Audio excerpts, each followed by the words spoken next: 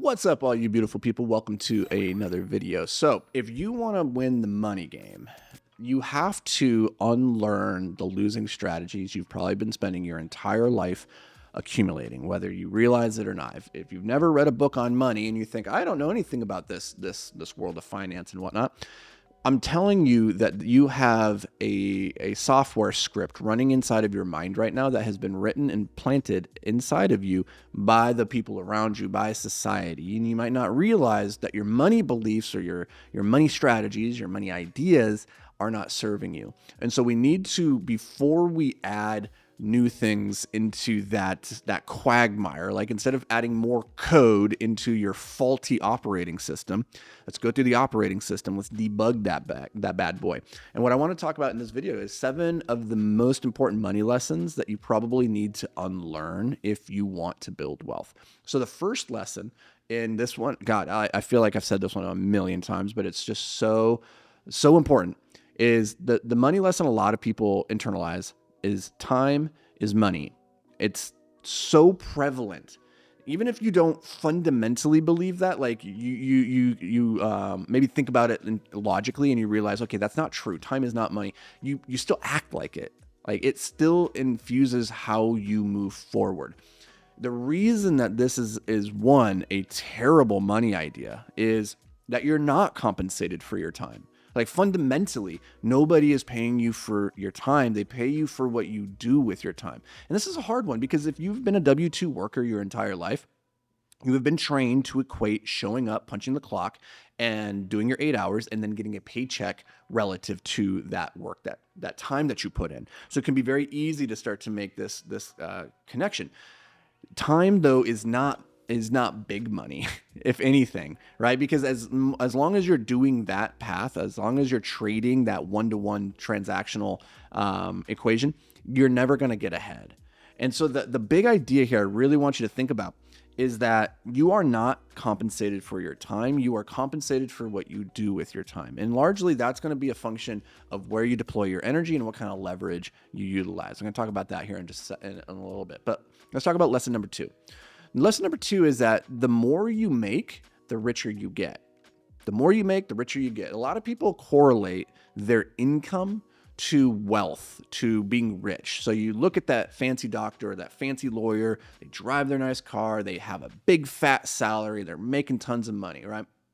And I know for myself, when I was young, I was constantly thinking in terms of getting a raise and going from making $40,000 to $50,000 and to $70,000 and $90,000. You're like, oh, if I could just get to $200,000 a year, I'd be rich, right? Like the more you make, the wealthier you get. But the truth is that it's not about what you make, it's about what you keep. At the end of the day, it's not about what you make, it's about what you keep. And as you start to make more money, there is this pervasive, sneaky little thing called lifestyle creep, which starts to come in, which is as you become that successful lawyer making $250,000, $300,000, $400,000, $500,000 a year, you get a house that is commensurate with your salary. You get a car that now reflects your status, right? You start to buy these things that level up in relation to your income. And what often happens is the people who have these big incomes, they're not necessarily any wealthier than the people who have smaller incomes because they're spending such a high percentage of that income every single year. So if you're making $500,000 a year, but you spend $450,000 of it, then you only have $50,000 of savings every year. That's not more than the guy who makes $100,000 a year and is only spending $50,000, right? They have the same amount of wealth that they're building despite the fact that they have a different income. Now, here's the third lesson, because you hear that and you go, yeah, but that guy with the bigger income, the guy making $500,000 and spending $450,000, sure, he's only saving $50,000, which is the same as the guy with $100,000 that only spends $50,000. Granted, but that guy has a much better life. That guy is living a wealthier life, right? He has this nice car, this nice house. And what I want you to really understand here is that, and this is going to be a tough one to understand. This is going to be a tricky one. I'm telling you, but you're going to get to this point. I hope that you win the money game someday so that you can go and get all these dumb things out of your system. And you can look back and realize, yeah, Anthony was right. It's what you have is a terrible measure of wealth. What you have is a terrible measure of wealth. How little you need is a better measure. So instead of focusing on how much you have, focus on how little you need. If you don't need a nice house, don't need that fancy car to posture and make yourself feel better, then you can get by on far, far less in your life in terms of monetary, because you don't need those things to feel good, right? And that's a really important money lesson that would help you resist the lifestyle creep. So we're going to kind of package that one into lessons 3 and 4. And I'm telling you, I can say this, that how much you have is a worse way to measure wealth than how little you need. You can hear that and you can think it, and you still need to kind of go prove it to yourself. So I get it. I'm just going to put that lesson out there so that someday when you win the money game and you buy all those things and you realize it didn't actually help, they didn't make you feel any wealthier, then someday, because what ends up happening is all those really fancy, nice things that you have, they end up owning you more than you own them. Right. And I'm telling you, to like the ultimate freedom, the ultimate wealth is to not feel as though you are owned by anything. Like the richest man is the man who cannot be bought. And so I'm just going to leave that one there. Let's get back to lesson number, I think we're on lesson number 5 here. We're going to go hard work pays off.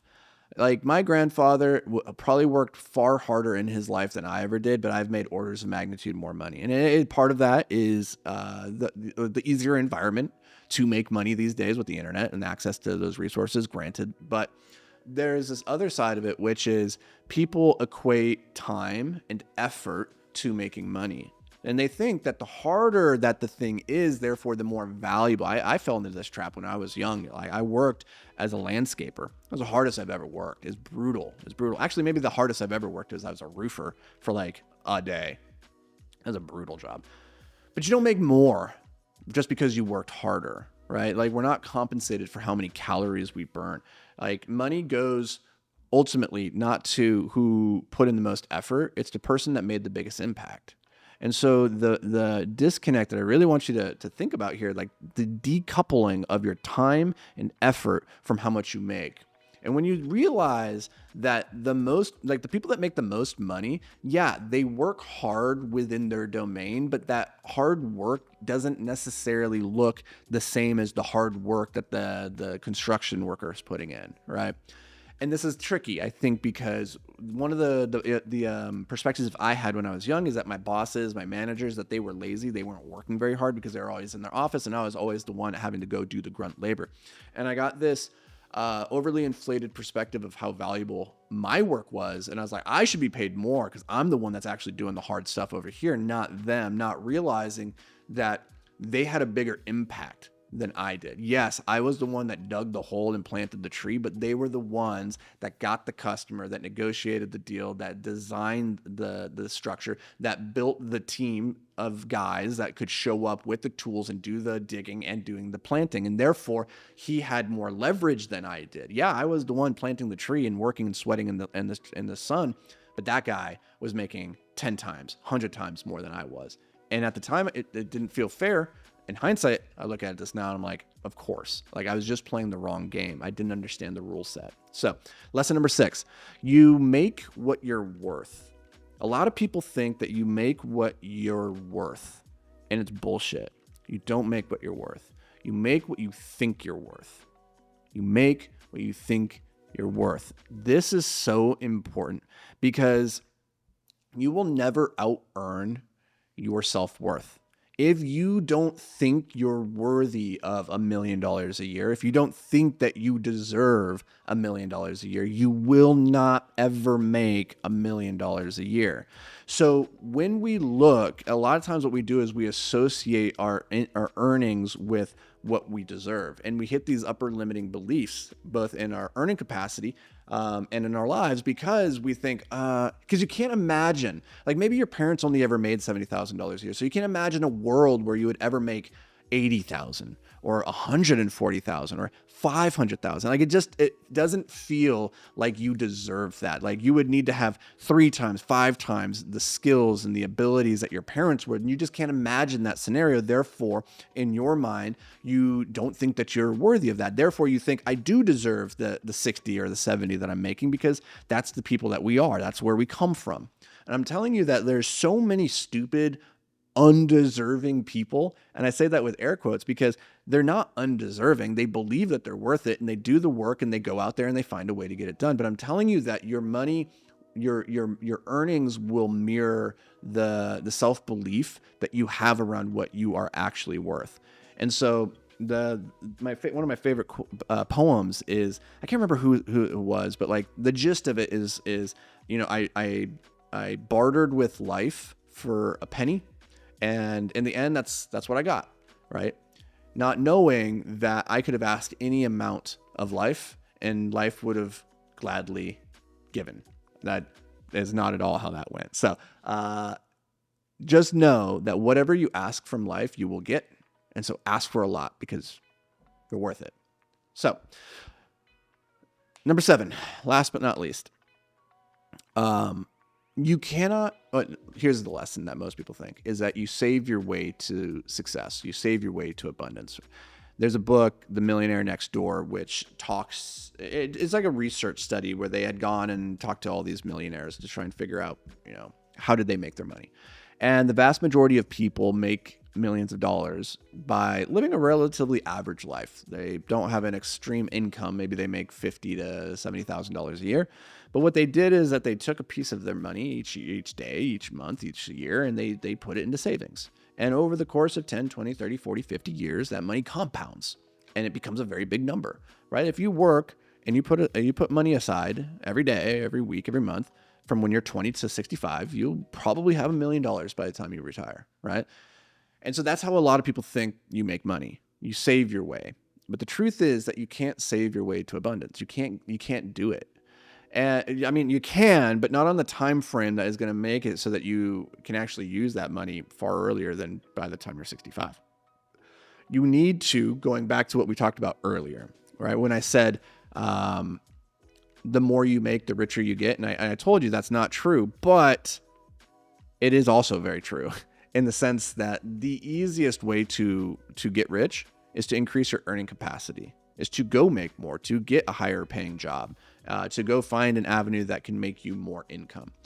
But understanding that this lesson plus the lesson from before, they go hand in hand, because yes, the quickest way to get to $1 million is to increase your earning capacity so that you can make $1 million, right? But if your expenses creep up proportional to that, then at the end of it, yeah, you got $1 million, but you're still poor because you're living paycheck to paycheck and all of your money is flowing outwards. So you have to take all of these lessons and understand this, like what would you say? The synthesis, no, that's not the word I'm looking for. Symbiotic relationship between these, and how the synergy, that's the word I'm looking for. The synergies of when to take this lesson and apply it versus that lesson and when to apply it. Like, it's not just a straightforward, take this, discard that. Like, you have to know what times and places to apply which strategies and tactics. So those are 7 ideas that you need to unlearn if you want to win the money game. I hope these have served you. Let me know down in the comments, which one of these do you need most desperately to unlearn to fast track your growth? Let me know, and I'll see you guys in the next video.